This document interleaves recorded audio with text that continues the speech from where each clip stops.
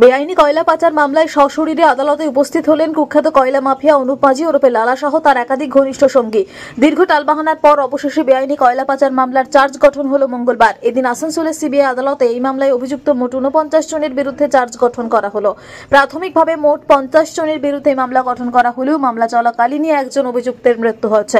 এদিন আদালতে মোট 45 জন অভিযুক্ত উপস্থিত ছিলেন। মামলার অন্যতম অভিযুক্ত বিনয় মিশ্র দীর্ঘ কয়েক বছর যাবৎ ফেরার রয়েছেন। সম্ভবত তিনি ইউরোপের ভানুটো দ্বীপে আত্মগোপন করে রয়েছেন। তার ভাই বিকাশ মিশ্র বর্তমানে সংশোধনাগারে বন্দী। বাকি দুই অভিযুক্ত শারীরিকভাবে অসুস্থ থাকায় এদিন আদালতে সশরীরে তারা হাজির থাকতে পারেননি। পরিবর্তে তারা ভার্চুয়ালি উপস্থিত থেকেছেন। অভিযুক্তদের আইনজীবী সোমনাথ চট্টরাজ ও অভিষেক মুখোপাধ্যায় জানান 120B 409 379 471 এবং প্রিভেনশন অফ করাপশন অ্যাক্টের সেকশন 7 এর 2 ধারায় তাদের বিরুদ্ধে চার্জ গঠন করা হয়েছে। অর্থাৎ ইসিএল এবং রেলওয়ে সাইডিং থেকে কয়লা চুরি করে এরা পাচার করেছেন। সিবিআই তরফে করা মামলায় এমনই অভিযোগ আনা হয়েছে। তবে অভিযুক্তরা প্রত্যেকেই নিজেদের নির্দোষ বলে দাবি করেছেন। আগামী 21শে জানুয়ারি এদের সকলকে ফের আদালতে সশরীরে হাজিরা দিতে হবে। সেদিনই তাদের বিরুদ্ধে সাক্ষ্য গ্রহণ করা হবে বলে জানান ওই দুই আইনজীবী। হচ্ছে 48 জন, একজন 50 জন আসামি টোটাল ছিলেন। তার মধ্যে একজন তো আপাতত ফেরার আছেন, আর বাকি একজন আপনার মারা গেছেন। তো সেই কারণে 48 জনের নামে চার্জ ফ্রেম করা হয়।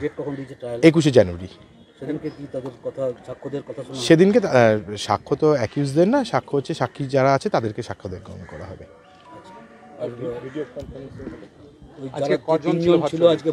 আজ ভার্চুয়ালে 3 জন ছিলেন।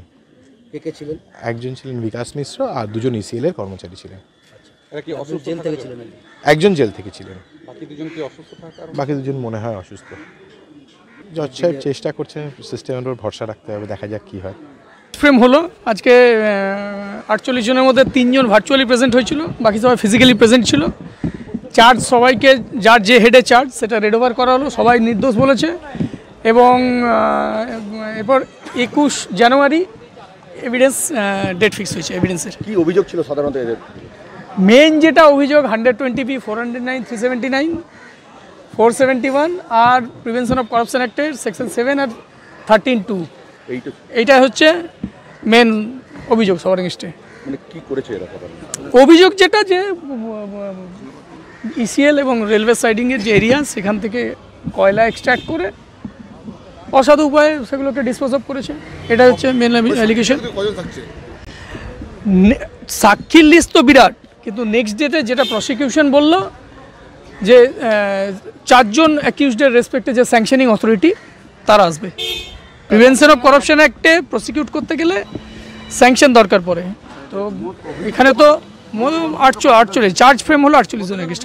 3 জন ভার্চুয়ালি, 3 জন, একজন বিকাশ মিশ্র যেহেতু জুডিশিয়াল কাস্টাডিতে আছে, আর 2 জন শারীরিক অসুস্থতার জন্য ফিজিক্যালি আসতে পারেনি বলে ভার্চুয়ালি অ্যাপিয়ার করেছিল। অ্যাবসকন্ডিং তার তো আগে ফাইল হয়ে গেছে। একজন অ্যাবসকন্ডিং আছে বিনয় মিশ্র, তারটা আগে ফাইল হয়ে গেছে। 48 জনের নামে কি হয়েছে? হ্যাঁ, 48 জনের চার্জ ফ্রেম হলো। আসানসোল থেকে সৌম্য গাঙ্গুলির রিপোর্ট, টিভি নিউজ 10। সুলভ সঠিক চিকিৎসার একমাত্র প্রতিষ্ঠান বিবেকানন্দ হসপিটাল। 24 ঘন্টা emergency service, blood bank, trauma care. আপনাদের সেবায় আমরা তৎপর। গুণমান ও পরিষেবায় দুর্গাপুর বিধাননগরের ডক্টর জাকির হোসেন এভিনিউর বিবেকানন্দ হসপিটাল শিল্পাঞ্চলের মানুষের মন জয় করেছে।